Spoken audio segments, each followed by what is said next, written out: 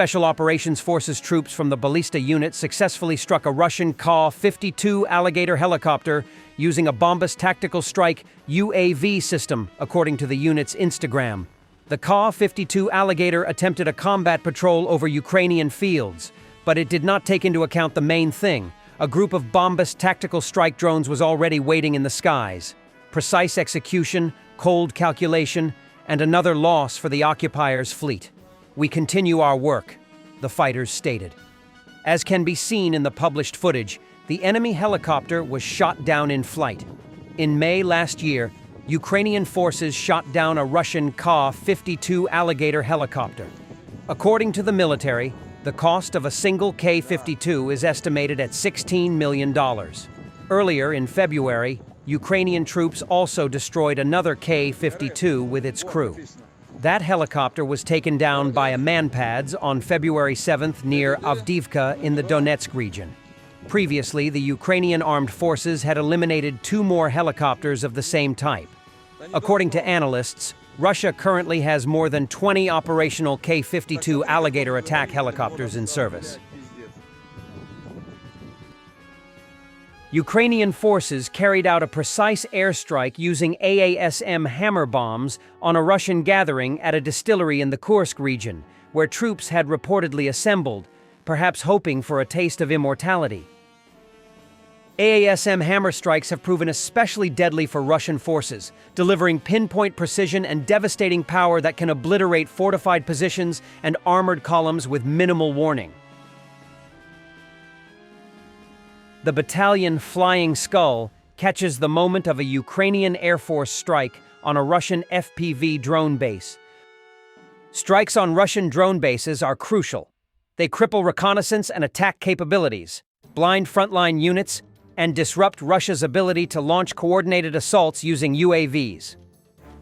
Soldiers of the 225th Assault Battalion skillfully flew a fiber-optic drone into a hangar and destroyed a Russian tank, then took out a nearby BMD-2, likely on the Kursk district. The 225th Separate Assault Battalion has emerged as a formidable force in Ukraine's defense against Russian aggression. Formed in March 2022 as part of the 127th Territorial Defense Brigade, the unit quickly transitioned into an assault battalion, engaging in critical operations across multiple fronts.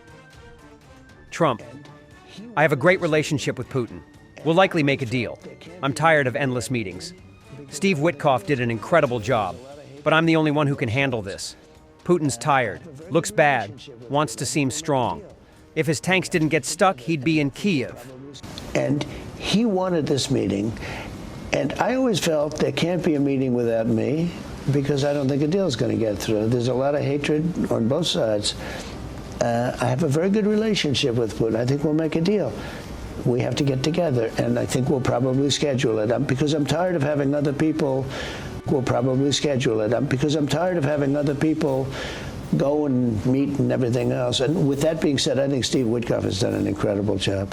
But it's a very tough job, and it's a job that, because of position, that I think I'm the only one that's going to be able to do that one, and I think we'll do it fast too. I think Putin is tired of this whole thing.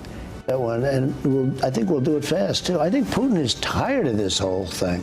He's not looking good, and he wants to look good. Don't forget, this was supposed to end in 1 week, and if he didn't get stuck in the mud with his army tanks all over the place, they would have been in Kiev. Poland is preparing its 47th military aid package for Ukraine, worth 200 million euros, according to Piotr Lukasiewicz, head of the Polish embassy in Ukraine. It will be transferred in the coming months. The head of the Polish embassy in Ukraine, Piotr Lukasiewicz, confirmed that transferring MiG-29s to Ukraine is possible, with negotiations still ongoing. While Poland is phasing out MiG-29s for F-16s, the decision depends on Ukraine's readiness and need for new aircraft types. The content of the negotiations will not be disclosed, but there were a number of things that were unacceptable for the Ukrainian side. Ukrainian Foreign Ministry spokesperson Georgy Tiki said, "President Zelensky said openly that he is ready for a direct negotiation with Putin. We understand that if we want to make progress, we need to have this meeting of leaders, including on the ceasefire, he said during the press conference following Russia-Ukraine-Turkey peace talks. Probably it's not for me here to officially talk about the content to this extent that you want. I can again reiterate the general mood and the outcome and the outline of this conversation, that yes, there were a number of things that of course were unacceptable, but again, the Ukrainian delegation took it with a very calm posture, understanding that this is something that Russians usually voice, and we were keeping to our line. This is very important. The second item of the agenda is of course the leaders' meeting, because even the ceasefire, even things like this, in Russia, only one person takes decisions. We all understand this. This is Putin. And of course you need him to decide on the ceasefire and other big issues. That's why President Zelensky said openly that he is ready for a direct negotiation with Putin. Putin did not show up here, but this issue was still discussed, because we understand that if we want to make progress, we need to have this meeting of leaders, including on the ceasefire. Satellite images confirmed the destruction of a warehouse at the Russian Murom instrument-making plant, which manufactures ammunition initiation and ignition devices. This was investigated by the analysts from the Dnipro OSINT Harbuz group, who published the relevant photos. The defense plant is located in the city of Murom, the Vladimir region. On the night of April 30th, the plant was attacked by Ukrainian drones, after which a fire broke out on its premises. The publicly released satellite images show that as a result of this strike, one building on the premises of the enterprise was destroyed. Previously, the spy dossier Telegram channel reported the damage to a finished goods storage warehouse. The building was completely destroyed by fire, and it was preliminarily storing ammunition capsules for firearms. Astra reported the destruction of an administrative building, which could have been the plant's entrance. 8 long-range aircraft-type drones were used for the strike on the Russian defense enterprise. The UAV attack was confirmed by the governor of the region, who stated that a fire had broken out over an area of 720 square meters at the warehouse after the drone crashed, allegedly due to the effects of Russian electronic warfare systems. The Murom instrument-making plant is one of the main manufacturers of ammunition initiation and ignition devices for all branches of the Russian Armed Forces, the Ministry of Internal Affairs, the Federal Security Service of the Russian Federation, and other law enforcement agencies. This enterprise is part of the Techmash concern within the state corporation Rostec. Earlier, satellite images confirmed the damage to the Russian ammunition production plant, NPO Basalt, which manufactures, among other things, warheads for Shahed-type drones, in the city of Krasnoarmysk, the Moscow region. Russian mobile fire groups, formed to strengthen air defense, have been equipped with mobile radars from the latest Pantsir-S surface-to-air missile system. Footage of the units in action was published by Russian Telegram channels.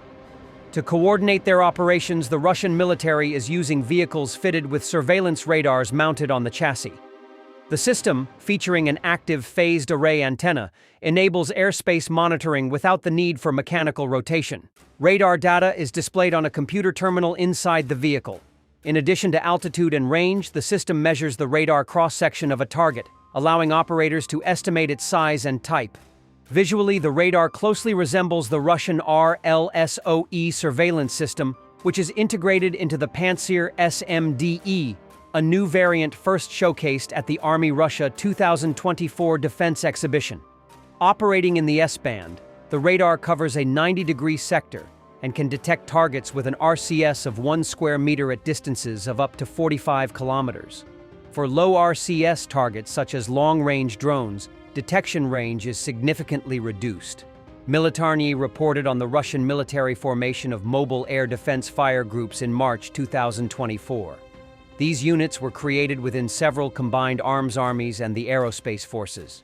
Initial plans included arming the groups with Zu-23-2 anti-aircraft autocannons mounted on trucks, pickup trucks with heavy machine guns, and electronic warfare systems. However, footage published to date mostly shows teams armed with Kalashnikov rifles and Dragunov sniper rifles equipped with thermal imaging scopes for night operations. In addition to specialized radar systems from air defense platforms, the mobile groups use civilian radars and all-weather optical surveillance equipment. Russian sources have published images showing the results of such operations, including a relatively intact Ukrainian long-range and 196 LUT drone, along with the debris from other Ukrainian-made UAVs used in periodic attacks on Russian strategic facilities. Thanks for watching, and don't forget to subscribe. Also, if you want to support Warthog Defense, please become our member and get early access to new videos, exclusive members-only videos, and become administrator in comment section. The membership link is in the description. Rescues every day. We had a guy last week, it's 6 rescues in 6 days. You know, he's doing the job every day.